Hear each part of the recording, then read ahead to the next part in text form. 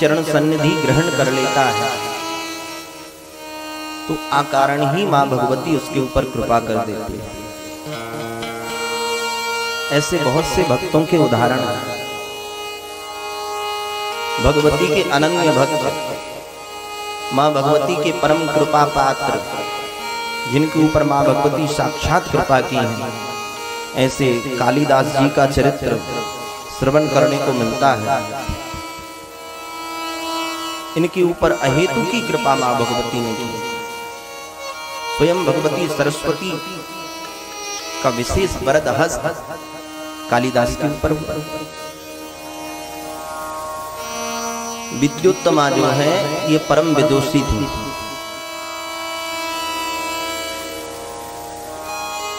विद्युत्तमा का अर्थ है विद्या उत्तमा यस्य स विद्युत्तमा। जिसके पास उत्तम विद्या हो, उत्तम ज्ञान हो, उसे विद्युत्तमा कहते हैं। परम विदुषी, प्रकांड विद्वान, शास्त्रों की निष्णात। जो भी ब्राह्मण इसके सामने शास्त्रार्थ करने आता वह पराजित हो जाता, अपने ज्ञान के, अपने शास्त्र के कुठार से परास्त कर देते। इतना अद्भुत ज्ञान। ब्राह्मणों ने सोचा कि हम जब भी जाते हैं शास्त्रार्थ करने के लिए तो ये विदुषी हमें अपने ज्ञान के प्रभाव से, अपने शास्त्रार्थ के प्रभाव से हमें पराजित कर देते। ब्राह्मणों को बड़ा खेद हुआ। अच्छा, इसने प्रतिज्ञा भी की थी, इसने प्रण किया था कि मुझे जो शास्त्रार्थ में परास्त कर देगा उसी के साथ मैं विवाह करूंगा। कोई भी इसके सामने टिक नहीं पाता। ब्राह्मणों को बड़ी ईर्ष्या। ब्राह्मणों ने सोचा कि हम भी ऐसी योजना का निर्माण करेंगे कि ये भी विचार में पड़ जाएगा। ऐसे व्यक्ति के साथ इसका विवाह हम कराएंगे। सब ब्राह्मणों ने एक मीटिंग की, बोले ऐसा कुछ करो। तो एक दिन ब्राह्मण निकले, बोले ऐसे महान मूर्ख के साथ इसका विवाह कराएंगे कि ये भी सोच में पड़ जाएगा।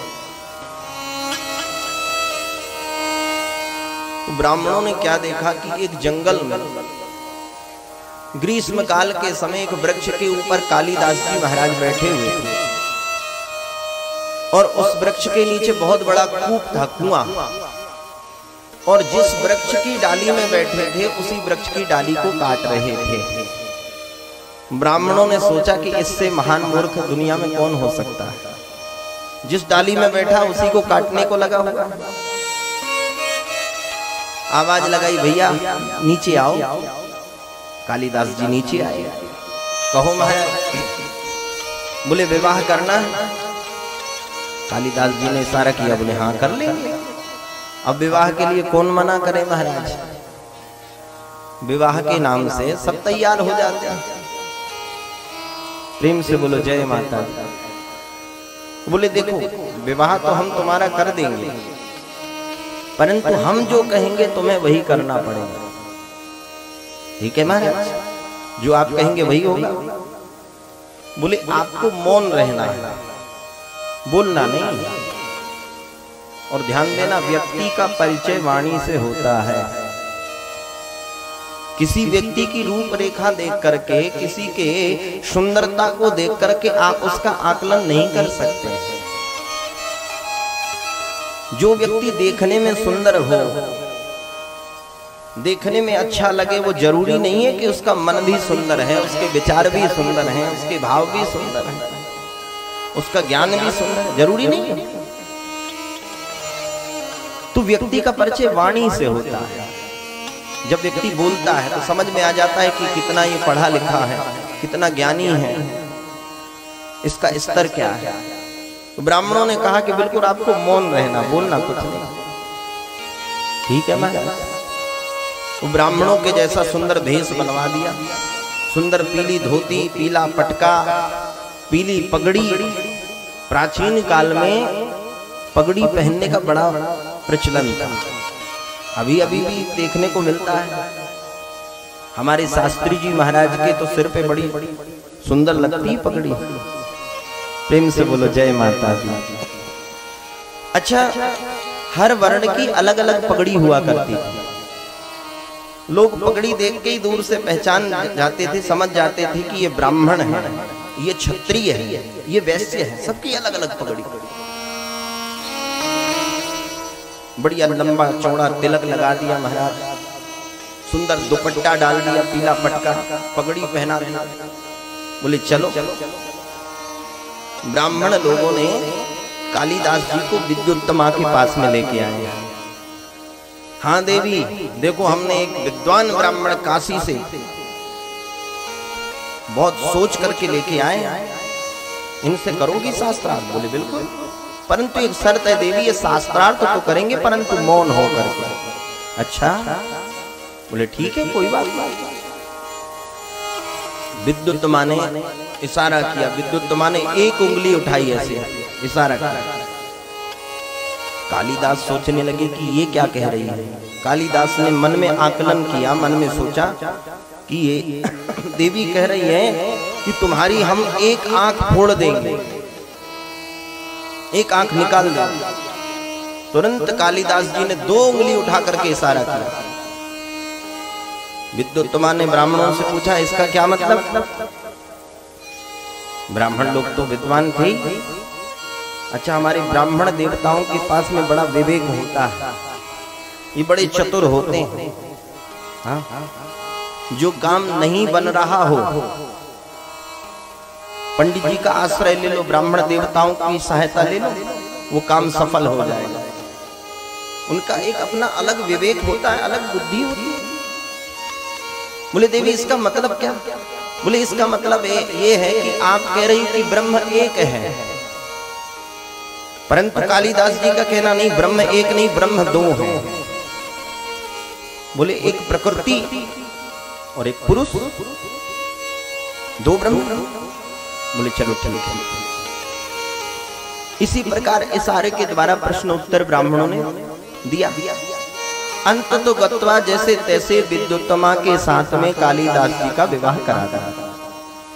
अब विवाह के बाद में जैसे ही अपने घर में पहुंचे तो कालिदास जी तो कोई व्यक्ति को कितना छुपाओगे आप, व्यक्ति का एक ना एक दिन परिचय हो ही जाता है।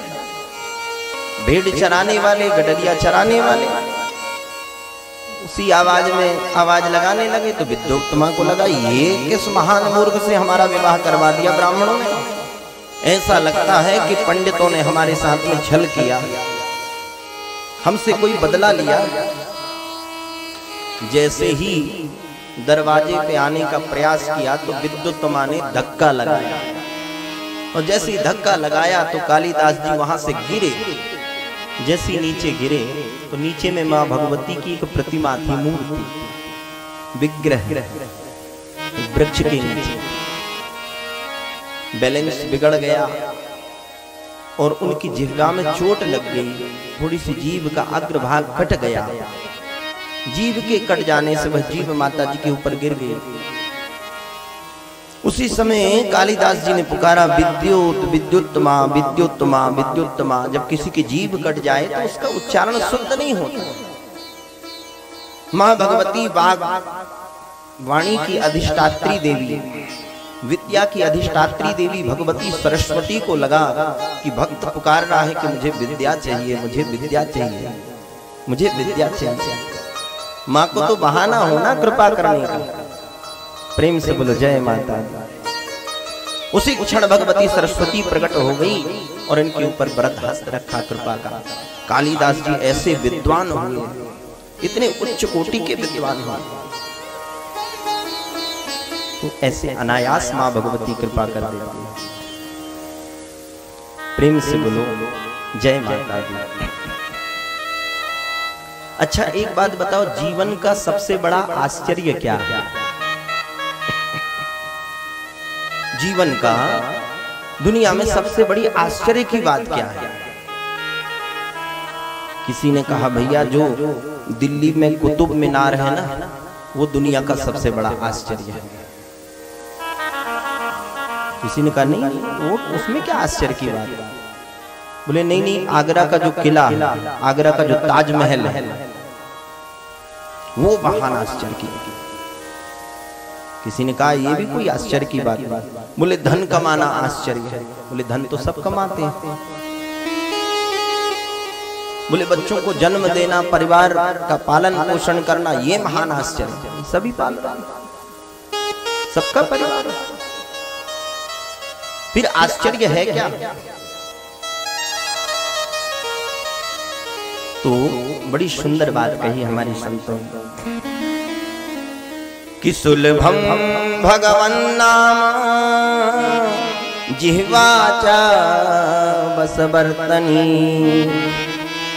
कि सुलभम भगवन नाम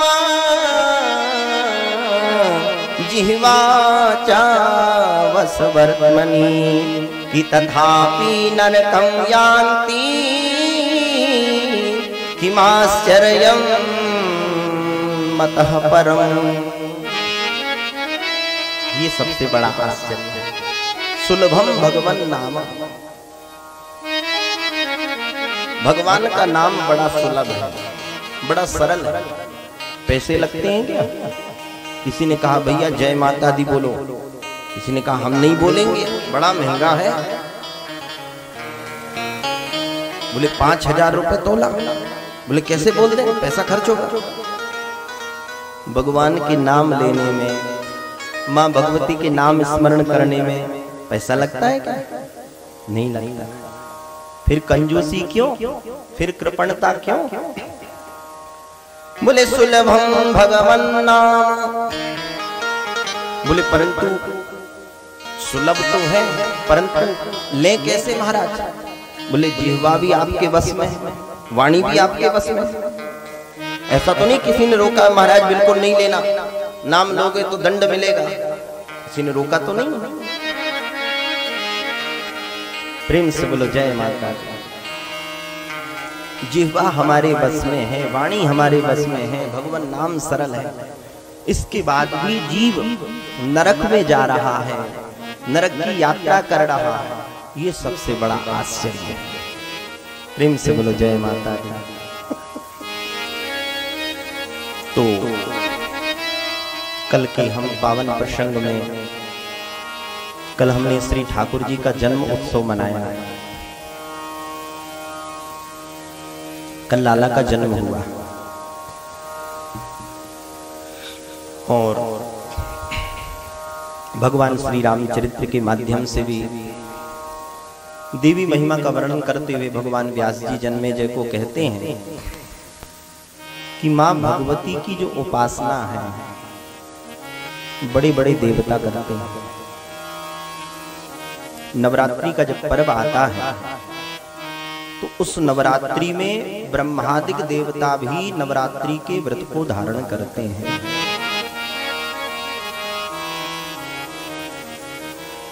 एक बार भगवान श्री राम जी ने भी नवरात्रि का व्रत किया और उसी व्रत के प्रभाव से, मां भगवती की कृपा के प्रसाद से उन्होंने लंका पर विजय की प्राप्ति की। जो व्यक्ति चाहता है कि हमारा जीवन मंगलमय बने, हमारे जीवन में उन्नति होवे, हमारे जीवन में प्रगति होवे, दुनिया का ऐसा कोई कार्य नहीं है जो मां की कृपा से संभव ना हो सके। व्रत के प्रभाव से सब कुछ संभव हो सकता है। जन्मेजय ने प्रश्न किया व्यास जी महाराज से, गुरु जी ये नवरात्रि का व्रत कैसे करना चाहिए?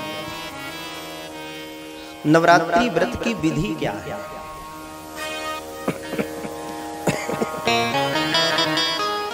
और इसका विधान क्या है और इस व्रत से क्या फल की प्राप्ति होती है, ये आप विस्तार पूर्वक बताएं।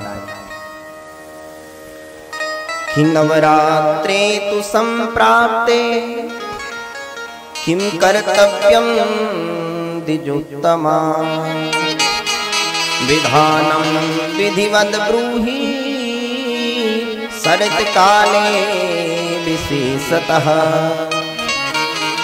गुरुजी शरद काल में, शरद ऋतु में, शारदीय ऋतु में जो व्रत किया जाता है जिसे शारदीय नवरात्रि कहते हैं, अश्विन मास में जो व्रत होता है नवरात्रि का, उस प्रकार से जो शारदीय नवरात्रि के जो विधान है उसे आप विशेष रूप से बताएं। उसका क्या फल है, उसका क्या विधान है? भगवान व्यास जी कहते हैं कि शृणुराजन् प्रवक्ष्यामि नवरात्र व्रतम शुभम सर्वकाले विशेषेण कर्तव्यम विधि पूर्वकम। प्रत्येक जीव को नवरात्रि का व्रत करना ही चाहिए, क्योंकि एक शरद ऋतु में नवरात्रि का पर्व मनाया जाता है और दूसरा वासंती नवरात्रि बसंत ऋतु में। वैसे एक वर्ष में 4 नवरात्रि होती हैं, 2 गुप्त नवरात्रि और एक अश्विन और एक चैत्री नवरात्रि। ये जो दोनों ऋतुएं हैं, ये जो दोनों ऋतुओं की जो संधि की वेला, संधि काल, एक बसंत ऋतु और एक शरद ऋतु, ये दोनों ऋतु यमराज जी के दांत ही हैं। इसे यमदष्टा कहते हैं। प्रेम से बोलो जय माता दी। कि वसंते च प्रकर्तव्यम तथैव प्रेम पूर्वकम द्वावृतु यमदष्टाख्यो नूनम सर्वजनेषु वै। इसलिए इस ऋतु में, इस समय में अनेक प्रकार के रोग, अनेक प्रकार की बीमारियां आती हैं। माँ भगवती की उपासना से, माँ भगवती के व्रत के प्रभाव से हमारा शरीर स्वस्थ रहे, हमारा जीवन मस्त रहे, इसलिए व्रत करना चाहिए। प्रेम से बोलो जय माता दी।